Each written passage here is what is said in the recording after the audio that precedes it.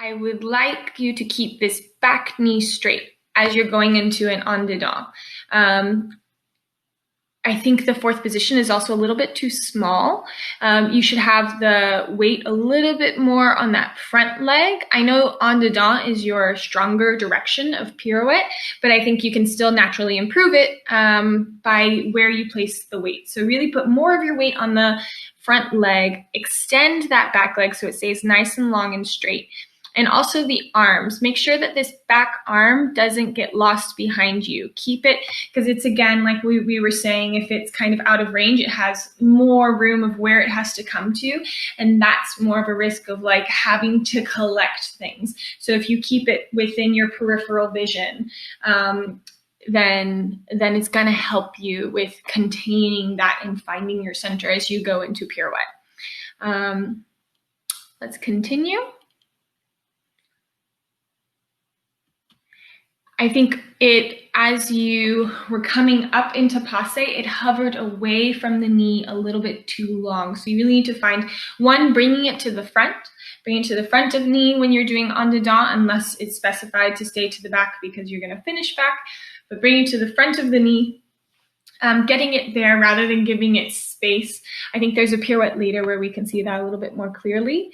And then we will go on to the rest of the pirouettes. So finding that knee again here.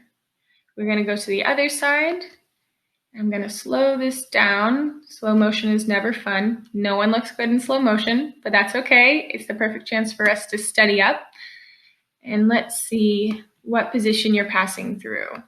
You see how you're starting to turn, but you still hadn't touched the knee, where you should have found that knee right away from the start.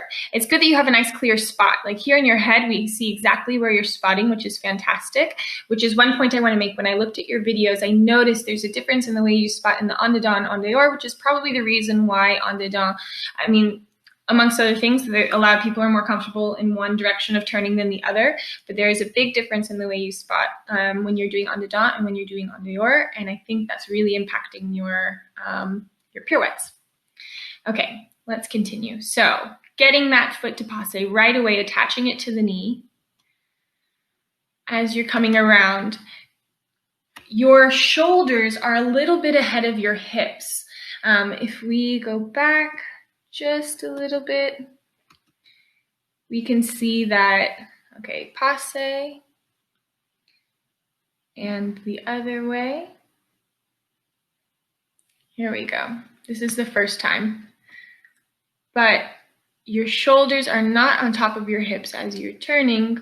The arms go ahead, the hips stayed behind. Do you see that? This arm, your right arm, is way ahead, your left hip is way behind. So again, we're having that sensation of kind of the torsion or twist in the spine in a moment when it should be aligned, like shoulders directly on top of hips. And your limbs are on the top of your body in one direction, the limbs on the bottom of your body are in another direction, and that's not going to help your pirouette. If you want to have a really solid pirouette, it's got to be, like I was told once, it's like a top that you spin or a dreidel. And if you do one like a coin is so perfectly flat, it can spin like that, no problem. But if you had a bent coin and you tried to spin it, it wouldn't spin as well. So keeping that kind of imagery in mind and making sure that the limbs, not just the shoulder and the hips, which is super important, but then also the limbs too, not letting, you could have your shoulders square, but then have your arms off to the side, and just making sure they're all coordinated and in one line.